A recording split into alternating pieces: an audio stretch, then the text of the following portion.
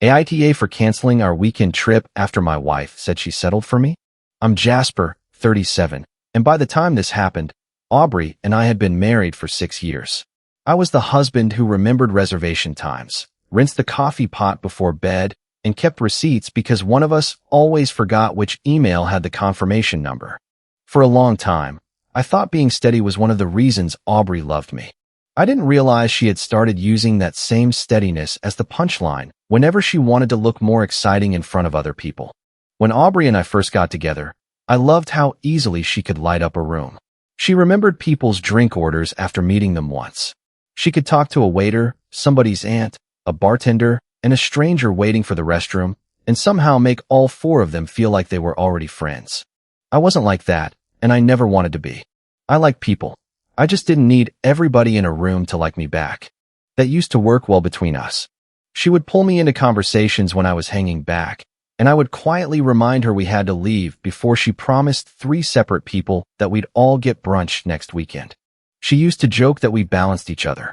Jasper keeps me grounded, she would tell people, usually with her hand on my arm. Back then, it sounded affectionate. Over the years, the same sentence changed shape. First it became, Jasper keeps me realistic. Then, Jasper keeps me from doing anything fun. Then, you know how he is. That last one became her favorite. If she wanted to stay somewhere 3 hours later than we had planned, she would look at her friends and say, you know how he is. If I reminded her that we already had plans the next morning, she would roll her eyes and say, he lives by the calendar. If she ordered something expensive after telling me she was trying to save money, I would get, don't look at me like my dad. None of it was terrible by itself. That was the problem. Every individual comment was small enough to dismiss. Every individual joke could be explained away.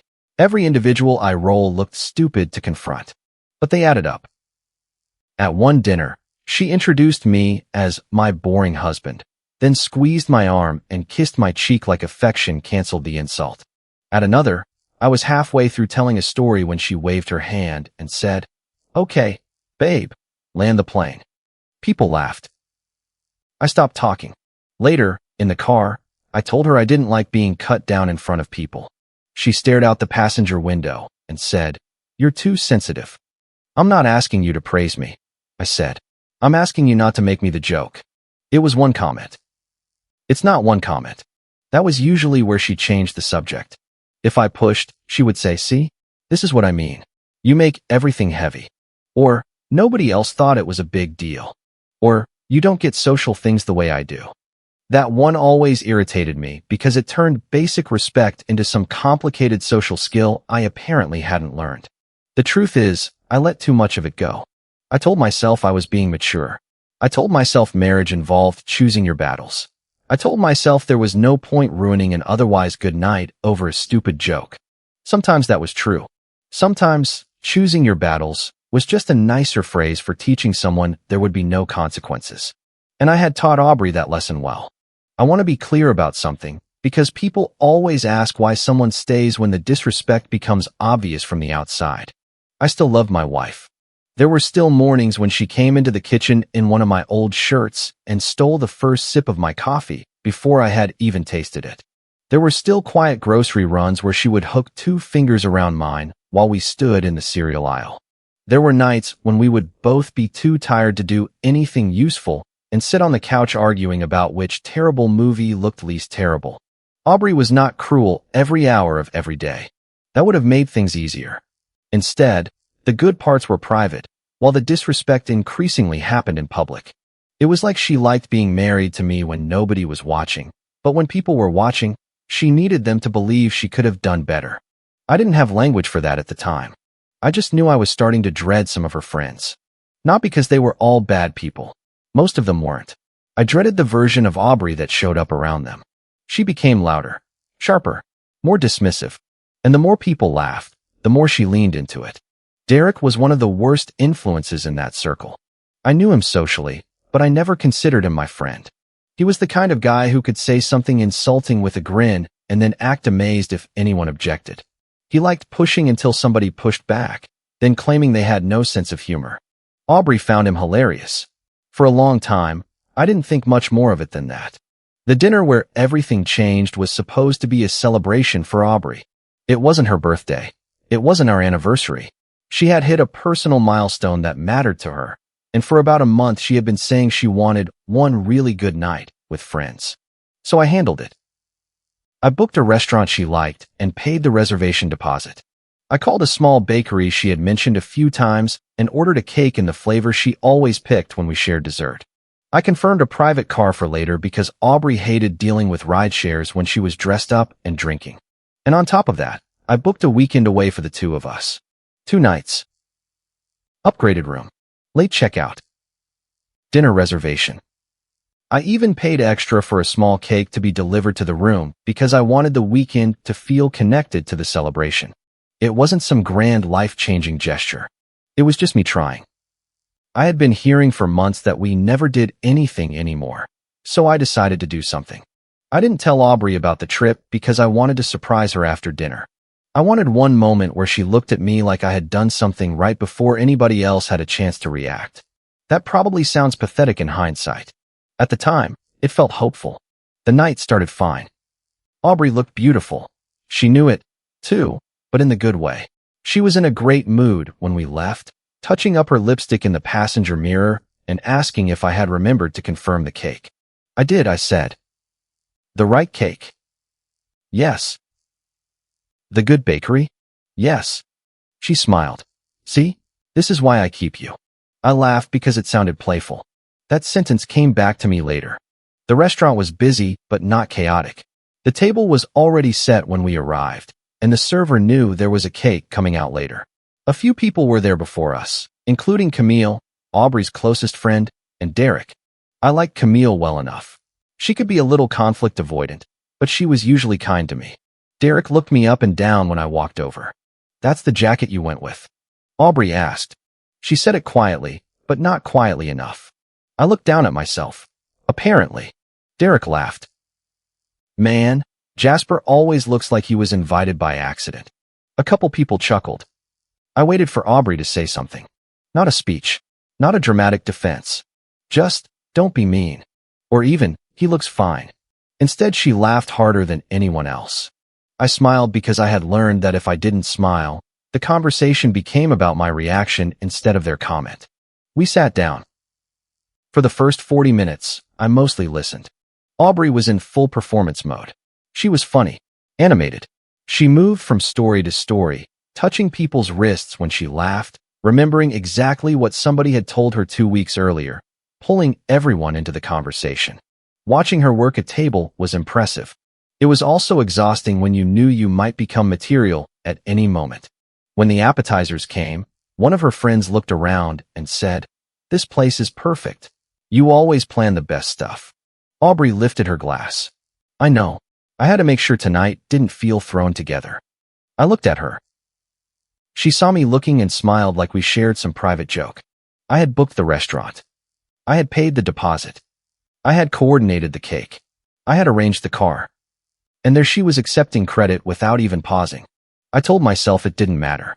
That thought lasted maybe 10 minutes. Then Derek ordered another bottle for the table. The server looked at me because my card was attached to the reservation. I said, "Whatever the table wants." Derek held up his glass toward me. There he is, our silent investor. More laughter. Aubrey smiled into her drink. I said, "Happy to support the arts." That got a bigger laugh, including from me. I remember that because I was still trying to make the night work. That was the stupid part. I was still trying. Later, somebody asked how Aubrey and I had been doing. It was a normal question. Before I could answer, Aubrey said, "Oh, you know, married." She made a face. Derek said, "That bad?" She laughed and shook her head. "Not bad. Just predictable." I looked at her again. She touched my hand under the table for half a second, like that erased it. That touch almost worked. That's how used to this I was. By the time the entrees were cleared, I had decided I would give her the trip anyway and address the dinner later. I remember thinking, she's had wine. She's excited. Don't turn one weird night into something bigger than it is. Then the cake was about to come out. The server approached with candles lit. People started moving their chairs and pulling out phones. Aubrey stood up, then glanced at me. I stood too, assuming she wanted me beside her for a picture. She leaned in close enough that only I could hear. "Don't stand next to me tonight," she whispered. "You make me look like I settled." Her face was still smiling toward everyone else. That was the detail I remember most. Not the words. The smile. She had already moved on before I had processed the sentence. She expected me to take it. She expected me to stay. She expected me to hold her phone, maybe take pictures, maybe hand over the surprise weekend after dessert, and then listen to her tell me later that I was being sensitive. Something in me went very quiet. I sat back down for about 5 seconds. Then I stood again. This time I picked up my wallet. The server was setting the cake down when I stepped aside and asked if I could speak to him for a second. He followed me a few feet away. I said, "Please charge the agreed dinner balance to my card, including the deposit. Anything added after that goes to Aubrey's tab." He glanced toward the table. "You sure?" "Yeah." He had the expression servers get when they know something is happening but have no interest in becoming part of it. "Got it," he said. I paid what I had already committed to. I did not pay for the extended after-party Aubrey had added that afternoon without asking me. I did not pay for the second extra bottle Derek had ordered after I stepped away. I walked back to the table long enough to grab my keys. Aubrey looked at me. "Where are you going?" "Home." "What?" "I'm heading out." Her smile disappeared for a fraction of a second. "Jasper, don't do this right now." I said, "Enjoy your cake." Then I left. I didn't shout. I didn't explain the insult to the table. I didn't call her names. I walked out, got into my car, and sat with both hands on the steering wheel. I can't tell you exactly how long I sat there. Maybe 30 seconds. Maybe 2 minutes. I opened my email. There was the hotel confirmation. I canceled the room. The upgraded room had a partial cancellation fee. I paid it. The late checkout disappeared with the booking. I canceled the private car scheduled for the weekend. I released the dinner reservation. I canceled the room cake add-on. Then I drove home. My phone started ringing before I got there. First call from Aubrey. Then another. Then 3 more. I didn't answer. The text started next. "Are you serious? You embarrassed me. You left. Everyone is asking what happened. You better not have canceled the car." That last one told me she had already discovered at least part of what I had done. I put my phone face down on the passenger seat. At home, I changed into sweatpants, made coffee even though it was late, and sat in the living room with one lamp on. I pulled up the hotel cancellation email again. The partial refund was already processing. I should have felt triumphant. I didn't. Mostly I felt stupid. Stupid for planning something romantic for someone who had just told me I hurt her image by standing beside her. Stupid for how many times I had heard smaller versions of that sentence and convinced myself they didn't mean anything. My phone buzzed again. This time it was Camille. "She just realized what you canceled." I stared at the message. Camille was not someone who usually inserted herself into conflict, so the fact that she had texted me at all made me pay attention. I wrote back, "How?" 3 dots appeared. Then disappeared. Then appeared again. Finally she sent. She was talking about the weekend. I think she thought it was still happening. That confused me. Aubrey didn't know about the weekend. At least, she wasn't supposed to. I typed, "What weekend did she think was happening?" Camille didn't answer. A minute later, she wrote, "I'll call you tomorrow." That was the first moment I understood the night might be about more than one ugly sentence. Aubrey came home close to midnight. I heard the front door open hard enough to hit the stopper. Her heels came down the hallway in quick, angry steps. She walked into the living room still wearing the dress from dinner, dropped her purse on the chair, and stared at me. "I hope you're proud of yourself." I was sitting with my laptop open. "I'm not." "You walked out of my celebration." "No," I said. "I walked out after my wife told me I made her look like she settled." She made a sharp little sound and looked away. "Oh my God, Jasper. It was a joke." "Was it funny?" "You know what I mean." "I don't." "Explain it." She folded her arms. "You don't get social things. People say stuff. People tell their spouses not to stand next to them because they make them look like they settled? You're twisting it." "What did you mean?" "I meant you were being awkward all night." I actually laughed at that. "I booked the dinner." "That doesn't mean you own the room." "I didn't say it did." You were sitting there judging everybody. I was sitting there while Derek joked that I looked like I was invited by accident, and you laughed. It was funny. I planned the whole night. And now you want a medal? That one landed harder than I expected. I closed my laptop. Did you embarrass yourself when you said it? I asked. Or did I embarrass you when I finally believed you? For the first time since she came in, Aubrey hesitated. It was tiny, but I saw it. Then she got angry again. You canceled the trip out of spite. I looked at her. How did you know about the trip? She froze. Not dramatically, just enough. Your email was open the other day. That's not true. What? Now you're accusing me of going through your stuff. I'm asking how you knew. You're unbelievable. There it was again. A question she didn't like, followed by a bigger accusation. She started pacing. You're punishing me with money now. Do you understand how controlling that is? I paid the dinner balance I agreed to. You left me there. You had your friends, your phone, and transportation. You canceled the car. The later route, not the ride you already had. You're splitting hairs. No, I'm telling you facts. You always do this. You hide behind details. That sentence almost impressed me. Facts had become hiding behind details. I had already removed my card from 2 personal subscription services she used and changed the payment method on a few personal accounts that had been charging me by default. Nothing joint. Nothing necessary. I hadn't touched groceries, insurance, utilities, or anything that affected our shared obligations. I wasn't cutting off the household. I was done paying for extras that existed mostly to support a social life, where I was apparently a liability. Aubrey noticed the laptop screen. What are you doing? Cleaning up my cards. Her expression changed. Are you kidding me? No. You're seriously doing this tonight? You told me not to stand next to you. I listened. That's not what I meant. Then you should figure out why it sounded so natural when you said it. She called me cold. She said I was proving exactly why she felt trapped sometimes. She said everyone was going to think our marriage had problems now. I said, our marriage has problems. The difference is now other people noticed. That was when she got an overnight bag. She threw clothes into it while talking from the bedroom, still loud enough that I could hear every word. You need to think about what you did tonight. I am. You abandoned me. I left a restaurant. You humiliated me. You told me I made you look like you settled.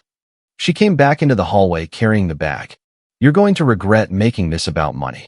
I'm making it about respect. Same thing with you. She headed for the door. I didn't block her. I didn't ask where she was going. I just said, take space. Don't take my card with you. She stared at me like she wanted to say something vicious and couldn't decide which version would hurt most. Then she left. The next morning, Camille called at 8:17. I remember the exact time because I had been staring at my phone since 7, waiting for it. I answered on the second ring. She didn't say hello. She said, I don't want to get involved.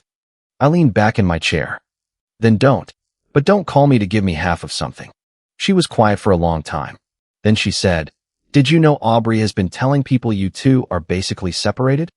I laughed once. Not because it was funny. It was just the sound my brain made while rejecting the sentence. We had dinner together at home 3 nights ago, I said. I know. No, Camille, we are not basically separated. We were not basically separated last week. We weren't even sleeping in separate rooms until last night. I figured that out. When? Last night. I stood up and walked into the kitchen without any reason to. What exactly has she been saying? Camille took a breath. That you're emotionally checked out. That you control money. That she has to plan everything herself or nothing happens. That you don't like her friends. That you make her feel guilty for spending. I stared at the coffee pot. It was still half full from the night before. What else? She said you're safe, but suffocating. I closed my eyes. She said she's been asking herself if you're only still together because you're comfortable. She said that. Yes. When? A few times. I gripped the edge of the counter. The part that hurt wasn't that she had complained about me. Spouses complain. Friends hear things. People vent when they're angry. What hurt was that she had built a consistent version of me for an audience. Dull. Controlling. Emotionally absent. A husband she was basically separated from. Camille went quiet again. Then she said, "The weekend you canceled. Was that supposed to be for both of you?" "Yes." Another pause. "Camille." "She told us it was a girls' recovery weekend." I didn't speak. "She said she needed time away from the marriage." I looked down at the counter. Did she know I booked it? I don't know exactly what she knew. How did she know where it was? She knew the hotel. That answer settled something in me. Not proof of anything, but enough to understand that Aubrey had seen more than she admitted. Camille continued carefully. "And Derek was maybe coming for one night." I stopped moving. "What?" She said it wasn't like that. I almost smiled. Nobody says it wasn't like that when nothing looks like that. "What did it look like?" I asked. She said he might come up because there was some event nearby and he knew people there. I don't know. I didn't ask enough questions. Why not? Because she said you two were basically separated. That one made sense in the worst possible way. Aubrey had created the permission structure first. She made me the absent, controlling husband. Then every questionable thing after that looked less questionable. Flirting was harmless because the marriage was already dead. A hidden weekend was self-care because she needed space. Derek showing up was fine because everyone already thought I didn't act like a real husband anyway. I asked Camille if she had proof of any of it. She said she had some messages. "I don't want you posting them," she said. "I'm not posting anything. I mean it." "So do I." She hesitated. I believed her, Jasper. "I know." She tells things like they're already settled facts. "I know." I laughed at some stuff I probably shouldn't have. "I know that too." That sounded harsher than I intended. She said, "I'm sorry." I rubbed my forehead. "Just send me what matters. Not every joke. Not every complaint. Anything where she says we're separated, says I control money, or talks about the weekend." Camille agreed. I didn't call Aubrey. That was the first decision I made that day that felt important. The old version of me would have confronted her immediately. I would have sent paragraphs. I would have demanded an explanation while I was still angry enough to type faster than I could think. Then she would have picked apart my tone. She would have shown my worst sentence to somebody and hidden the 6 messages that came before it. So I waited. I checked what I was allowed to check. My own email. My own credit card statements. My own reservation confirmations. My own text thread with my wife. There was the restaurant deposit. There was the bakery charge. There was the car service. There was the hotel booking. There was the room upgrade. There was the cancellation email showing the partial fee I had lost. There was also a text from Aubrey sent 2 days before dinner. "Can you handle the deposit but not hover tonight? I want everyone relaxed." At the time, I had replied, "Sure." Now the sentence looked different. Not hover. Keep everyone relaxed. Meaning what exactly? Camille sent the screenshots just after noon. The first one was from a thread with several friends. Aubrey had written, "Jasper and I are basically separated emotionally. He just doesn't want to admit it." Someone asked if we were still living together. Aubrey replied, "Technically." I stared at that word. Technically. The second screenshot was from another conversation. "He controls the boring stuff, so he thinks that means he controls me." The third was worse. It was from a message to Derek. "Aubrey, he won't make a scene. He hates confrontation." Derek, "So the weekend is still happening?" Aubrey, "If he doesn't get weird. He doesn't need to know unless I decide what I want." I read that exchange 15 times. Maybe more. There was no confession of an affair. There was no explicit sexual message. There was no hotel room fantasy or anything neat enough to label. In some ways, that made it worse. It was a gray area designed to stay gray. Just enough secrecy to be wrong. Just enough flirting to deny. Just enough planning that I was clearly not supposed to know.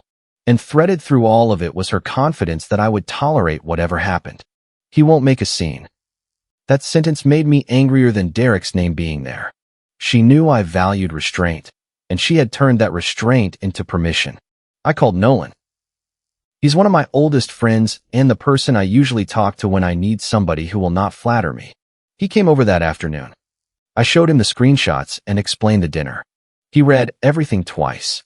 Then he handed my phone back and said, "Do not give her a meltdown she can screenshot." I almost laughed. That specific? That specific. She's already telling people you're controlling. If you send 40 angry messages, that becomes the story. So what do? You decide what you're willing to pay for, what you're willing to tolerate, and what you need before you even discuss staying married. What if I don't know if I want to stay married? Then don't fake an answer today. He pointed at my phone. But don't spend the next week auditioning for the villain role she already wrote for you. That became my rule. No insults. No public posts. No threats. No dramatic calls to her friends. No telling people more than they needed to know. I sent Aubrey one message. I've removed my card from your personal services and canceled the non-essential extras I was still able to cancel. I will continue paying my share of joint obligations. I will not pay for events, trips, or personal expenses where I am being mocked or misrepresented. Before we discuss the marriage, I need a real apology, transparency about what you've told people, and counseling scheduled. She replied almost immediately. Wow, financial abuse now. I looked at the words for a while before answering. You don't get to spend my money, mock me in public, and then call me controlling when I stop paying for the performance. No response. I expected another argument. Instead, 6 hours passed. Then her mother called. Irene and I had always been civil. She loved Aubrey fiercely and had a tendency to treat every disagreement involving her daughter like a customer service problem that needed quick resolution. Her voicemail came first. Jasper, this is Irene. Aubrey is very upset. I think this has gotten much bigger than it needed to be. Please call me. I considered ignoring it. Then I thought about what Nolan had said. Facts. No meltdown. So I called her back. She answered after one ring. Aubrey is devastated, she said. Okay. She says you abandoned her at dinner and humiliated her in front of everyone. Did she tell you what she whispered before I left? Irene sighed. Couples say hurtful things. Did she tell you? She said there was a joke you misunderstood. She told me not to stand next to her because I made her look like she settled. Irene went quiet. Then she said, that was unkind. Yeah. But marriage is about forgiveness. Forgiveness is for mistakes. What is that supposed to mean? It means this wasn't one bad sentence. I told her, in general terms, that Aubrey had been telling people we were basically separated and that I controlled her financially. I did not mention Derek yet. Irene said, I'm sure she was venting. Then she can explain why she was venting facts that weren't true. You can't punish her forever for talking to her friends. I'm not punishing her. I'm deciding what I participate in. The call ended without resolution. Over the next 2 days, I learned how efficiently Aubrey could spread a version of events. People started texting me. One friend asked, did you really leave her stranded? I replied, no. She had friends, her phone, and transportation. I paid the agreed dinner balance before I left. The friend wrote back, she said you canceled the car. I sent the ride receipt showing the completed first route. She got home. No response after that. Another person asked, why would you cancel a gift just because she made one joke? I replied, it wasn't one joke. She told me not to stand next to her because I made her look like she settled. She had also told people we were basically separated while letting me pay for a trip she planned to use without telling me. The person answered, what do you mean use without telling you? I sent 2 screenshots. One showed the hotel payment confirmation. The other showed Derek asking if the weekend was still happening. Nothing more. That was my whole strategy. Enough truth to stop the lie. Not enough to turn it into a circus. Hannah called after hearing some version through somebody else. She's my younger sister, and she has never had much patience for Aubrey's jokes about me. You're not going back over there and apologizing, right? She asked. I haven't decided what I'm doing. Jasper. I said I haven't decided. She exhaled hard. I have messages from 2 different dinners where she was making fun of you after you left. I don't want them. Why? Because I'm not building a museum. She's been doing this for years. I know. Do you? That irritated me because the answer was yes and no. Yes, I knew. No, I had not accepted what it meant.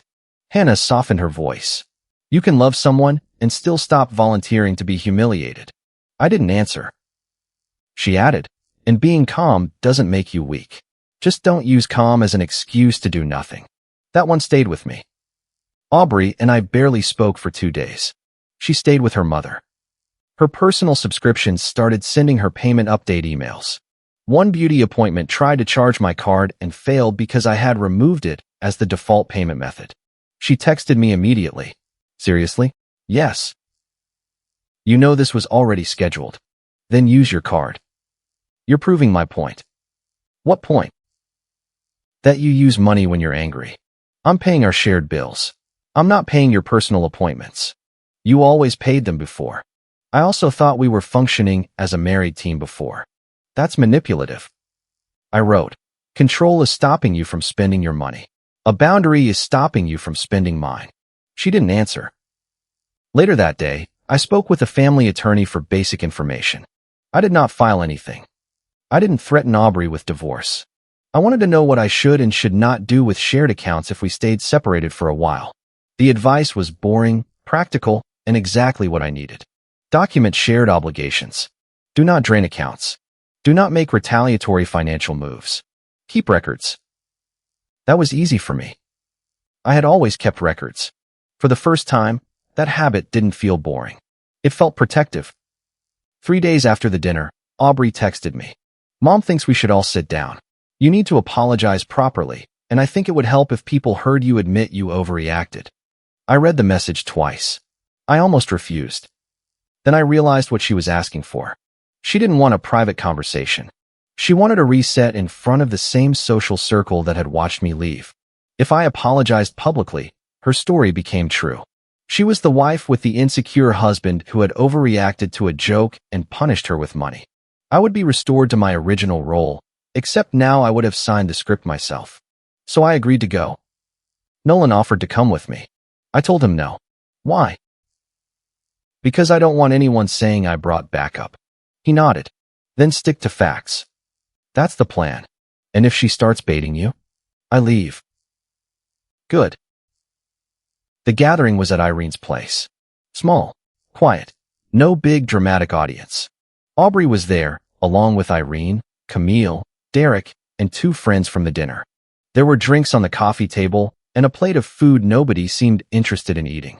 When I walked in, the room had that heavy, polite silence people use when they have already discussed you before you arrive. Aubrey looked composed. Not warm. Not furious. Prepared. That bothered me more than anger would have. I sat in an armchair across from her.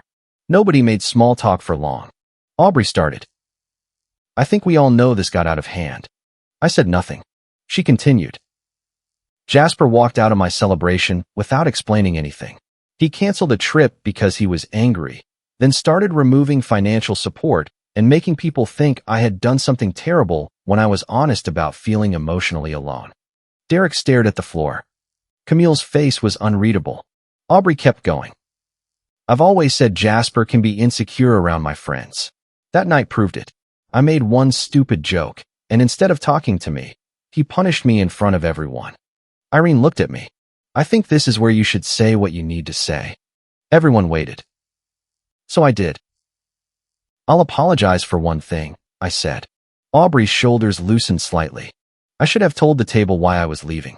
Walking out without explaining gave you space to tell people whatever version you wanted. Her face tightened. But I will not apologize for leaving after my wife told me not to stand next to her because I made her look like she settled. One of the friends looked at Aubrey. Camille lowered her eyes. Aubrey said, "You're taking that completely out of context." I nodded. Okay, put it in context. What? What context makes that respectful? It was a joke. What context makes the joke respectful? You're doing that thing where you turn everything into a courtroom. No, I'm asking you what you meant. She looked around the room. This is exactly what he does. I waited. She never answered. I took out my phone. Not a binder. Not a stack of printed messages. My phone. I planned the dinner, I said. I paid the deposit. I ordered the cake. I arranged the car. And I booked the weekend Aubrey told some of you was a girls' recovery weekend. Camille looked at Aubrey immediately. Aubrey said, "We're not doing this." I looked at Irene. She asked me to come apologize in front of everyone. I'm allowed to explain what I'm apologizing for. Irene didn't answer. I continued. I thought the weekend was for my wife and me. I did not know our marriage had been removed from the plans I paid for. Derek shifted in his chair. I opened the first screenshot. Aubrey told people, Jasper and I are basically separated emotionally. He just doesn't want to admit it. Aubrey said, that was private. You made our marriage public when you used that story to make me look controlling. That's not what I was doing. Then why say we were separated when we weren't? I felt separated. That is not the same as telling people we are basically separated. You're obsessed with wording. I'm obsessed with whether what you say is true. The room went quiet. I opened the next screenshot. Then there's this. He controls the boring stuff, so he thinks that means he controls me. One of the friends looked uncomfortable. I said, the boring stuff means the bills, reservations, deposits, scheduling, and most of the things she didn't want to deal with. Aubrey crossed her arms. This is humiliating. I looked at her. Yes. She looked away. I opened the message with Derek. I did not read every line. I read only what mattered. Aubrey told Derek he won't make a scene. He hates confrontation. Derek asked, so the weekend is still happening? Aubrey answered, if he doesn't get weird. He doesn't need to know unless I decide what I want. Derek sat forward. Okay, that sounds worse than it was. I looked at him. What was it? I didn't know it was some big marriage thing. It was a weekend I booked for my wife and me. I thought she was going with friends. Why? Because that's what she said. Did she tell you I booked it? He glanced at Aubrey. I don't remember. Aubrey said, this is getting ridiculous. Derek added, it wasn't that serious. I looked directly at him. Then why did she need to hide you from me? He opened his mouth. Nothing came out. That silence was more useful than anything he could have said. Camille turned to Aubrey. Did he actually pay for the weekend? Aubrey's eyes moved toward her. It wasn't that simple. Camille asked again. Did he pay for it? Aubrey didn't answer. Camille looked at me. Did you? Yes. All of it? Yes. Aubrey said, I was going to talk to him. When? I asked. She snapped, I don't know. Before or after Derek came? Nothing happened with Derek.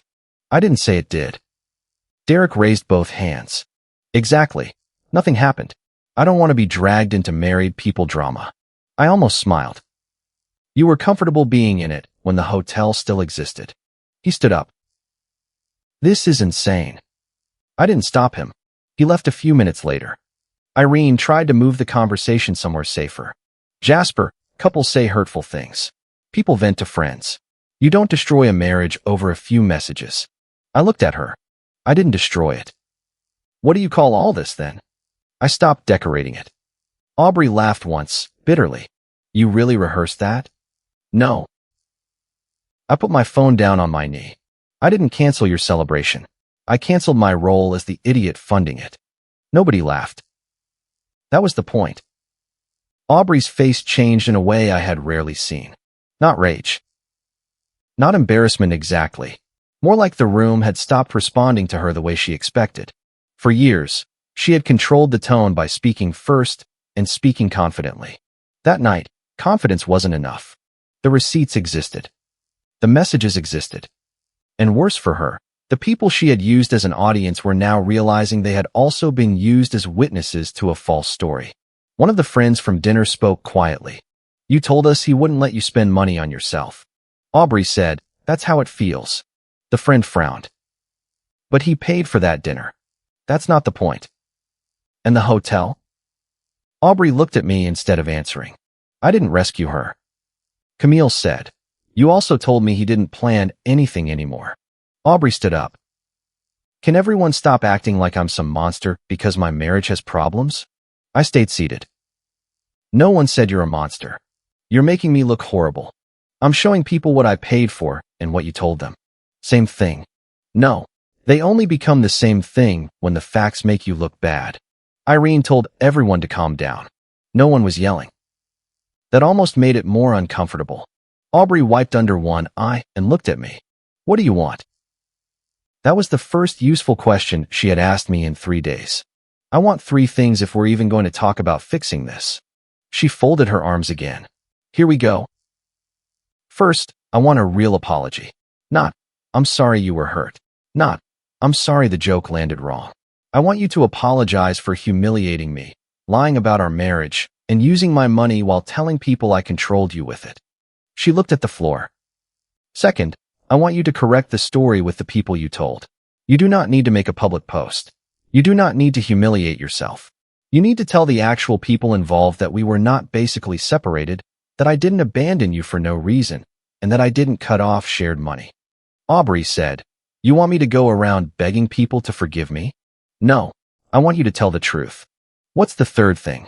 Counseling and clean finances. Shared obligations stay shared. Personal spending becomes personal until trust is rebuilt. That sounds like separation. It sounds like clarity. She looked at Irene. Her mother did not jump in this time. That was the first sign that something had changed. I stood up. I'm not asking for an answer tonight. Aubrey gave a humorless laugh. That's generous. I'm not trying to be generous. I picked up my phone. I'm trying to be clear. I left before the conversation could become repetitive. Camille followed me outside. The driveway was quiet. For a few seconds, neither of us spoke. Then she said, I'm sorry. I nodded. I believed her, she said. I know. She made it sound like everything had context. Like every time you paid for something, it was another way you kept score. Like you didn't talk to anyone because you thought you were better than us. I don't think I'm better than you. I know that now. She looked embarrassed. I laughed at some things I shouldn't have laughed at. I know. I'm sorry for that too. This time I said, thank you. That apology mattered because it cost her something. She had to admit she had helped the dynamic continue, even if she hadn't created it. The consequences after that were quiet. Derek stopped showing up to gatherings where Aubrey would be there for a while. Later I heard he was telling people he didn't want to be involved in married people drama. That was convenient. Irene didn't call me for 2 days. When she finally did, she sounded different. Not fully apologetic. Not suddenly on my side. Just less certain. I didn't know about Derek, she said. Neither did I. I'm not saying something happened. Neither am I. She says nothing did. Then the secrecy was still wrong. Irene sighed. I told her that. That was probably the closest thing to agreement we were going to get. Aubrey had to pay the extra restaurant charges herself. She had also apparently promised 2 friends the weekend was happening, which meant she had to explain why the hotel disappeared. I think that hurt her more than losing the room. She could deal with losing money. What she struggled with was losing control of how people saw her. Questions started following her. Did Jasper really book it? Were you actually separated? Why was Derek coming? Why did you say he was controlling if he was paying for the trip? None of those questions were dramatic. They were worse. They required answers. I kept my financial boundary exactly where I said I would. I paid shared bills. I did not cancel anything that affected her basic needs. I did not drain accounts. I did not touch money that belonged to both of us. But I stopped paying for her personal subscriptions, beauty appointments, social deposits, and unplanned extras. Every time she called that controlling, I repeated the same sentence. Control is stopping you from spending your money. A boundary is stopping you from spending mine. Eventually, she stopped arguing with the wording because there wasn't much to argue with. Hannah still wanted me to leave immediately. You already know what this is, she said one evening. I know what happened. That's what I mean. No, it isn't. She groaned. I said, I'm not staying because I'm afraid to leave. I'm giving myself enough time to decide whether there's something real left to repair. And if there isn't, then I'll act on that. She went quiet. Okay, she said, that I can live with. Nolan was even less emotional about it. Counseling will tell you more than another 6-hour argument, he said. Probably. And keep the accounts clean. I am. And stop paying for people who call you controlling when the bill comes. I laughed. Subtle. I'm not built for subtle. For nights after the sit-down, Aubrey called me. It was late. Her voice sounded different from the other calls. There was no accusation waiting in the first sentence. She said, people keep asking me questions. I was sitting at the kitchen table looking at the counseling calendar on my laptop. Questions aren't attacks. I know. She sounded like she had been crying. Camille barely talks to me. Derek is acting like I made everything up. My mom is disappointed. Everyone thinks I'm some horrible wife. I had an answer ready in my head. You taught them the story. You just didn't expect the ending. It would have felt good to say. I didn't. I was tired of saying sharp things just because they were available. I said, people are reacting to what they found out. I didn't think it would become this big. You made it big before I knew it existed. She was quiet. Then she said, I didn't think you'd actually walk away. That was it. The whole marriage problem in one sentence. Not I didn't think it would hurt you. Not I didn't think it was wrong. I didn't think you'd actually walk away. I leaned back in my chair. That was the problem, I said. You counted on it. She cried quietly for a few seconds. Then she asked, are you coming home like normal? No. Her breathing changed. Why not? Because there is no like normal anymore. So that's it. I didn't say that. What are you saying? I'm saying if you want to try to repair this, we start with counseling. You correct the lies. You apologize without making me responsible for how badly your choices landed. And our finances stay clean while we figure it out. That sounds cold. No, I said. Cold was letting me sit beside you while you taught everyone I was beneath you. She didn't answer for a while. Finally, she said, I don't know how to fix all of it. Start with what's true. The next afternoon, Aubrey sent a message to the people from the dinner. Camille asked before forwarding it to me. I said yes. It was short. Aubrey admitted that I had planned and paid for the dinner and the original weekend. She said we had not been basically separated when she told people we were. She admitted I had not abandoned her without reason. She said she had made unfair comments about me and had described our finances in a way that wasn't accurate. She did not mention every detail. She did not mention Derek by name. She did not say everything exactly the way I would have said it. But it was the first time in a long time that she chose a less flattering truth over a prettier lie. That mattered. It did not erase anything. We started counseling the following week. The shared calendar invitation sat between a dentist appointment and a dinner we had both forgotten about. That felt strangely appropriate.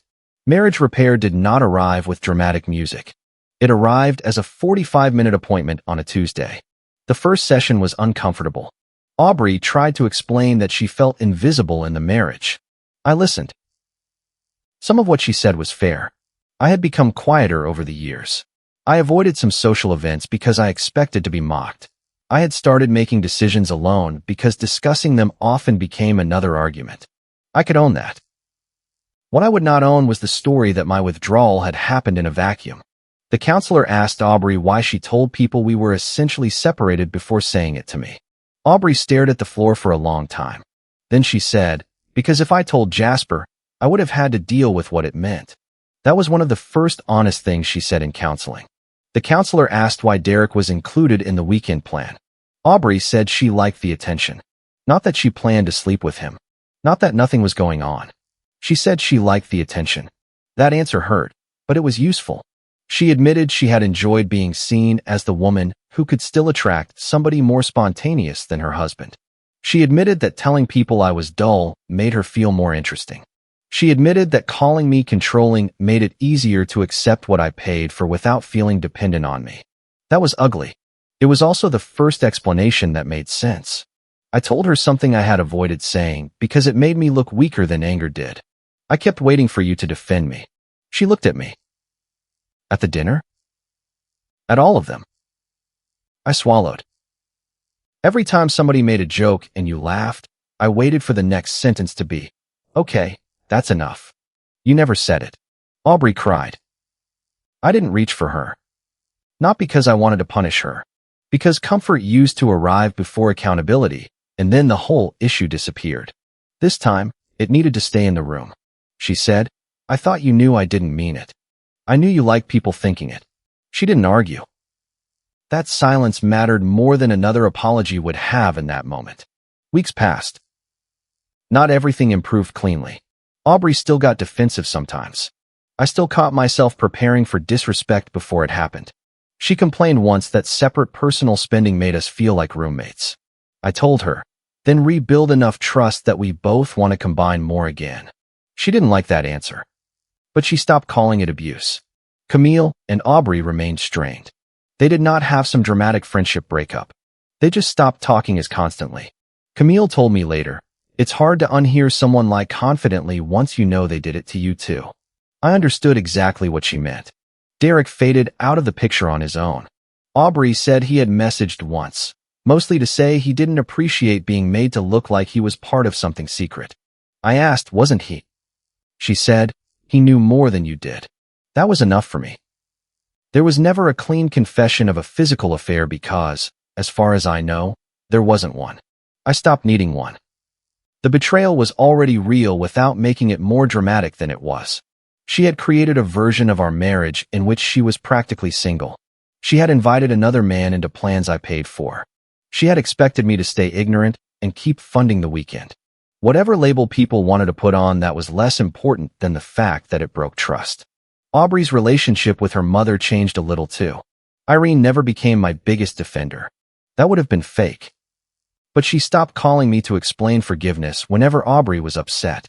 Once, after counseling had started, she called and said, "I told her being embarrassed by the truth is not the same as being attacked." I didn't say much. I just thanked her. That was enough. The biggest change was quieter. Aubrey stopped using me as a punchline. The first time I noticed, we were at a small dinner with people we both knew. Somebody teased me about being early. Before I could say anything, Aubrey said, "He's early because he's the reason anything in my life ever started on time."